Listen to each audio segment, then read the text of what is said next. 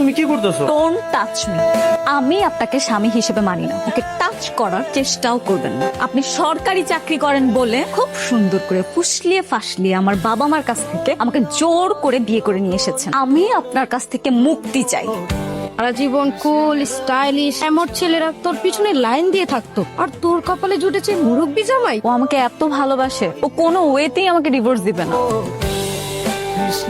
High, আপনি এখানে? চেনা চেনা লাগছে? জুনায়েদ। না, আমি আর জুনায়েদ যমজ ভাই।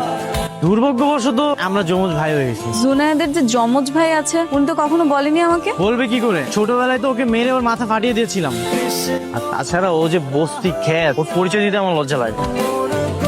হ্যালো। তুমি আমারে ফোন দিছো? আমি কখনোই ভাবিনি তুমি আমারে ফোন দিবা। শেষ হয়েছে?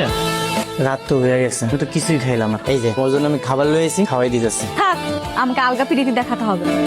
আমাদের ডিভোর্স পেপারটা কি রেডি করেছেন? উকিলের সাথে কথা হয়েছিল? তখন আমি আগেও কইছি কারণ ওকে আমি তোমার ডিভোর্স দিব না। যদি কখনো তোমার আমি ডিভোর্স দিই, কদিন আমার মরণ হইবে। থাক থাক, আপনার এসব ইমোশনাল ড্রামা আমার এখানে দেখাতে হবে। যান, আপনি আপনার রুমে যান। আপনার ভাই তো আমাকে কোনোভাবেই ডিভোর্স দিতে চাচ্ছে না, জুনায়েদকে যতটুকু চিনি ও সহজে তোমাকে ডিভোর্স দিবে না। কিন্তু আমি তো ওর সাথে থাকবো না, আমি ওকে ডিভোর্স দিবই। আমার বাবা মা আমাকে সাপোর্ট করছে না। ভাইয়া, আপনি যদি আমাকে একটু হেল্প করতেন। বাইকে ঘুরতে পছন্দ করো?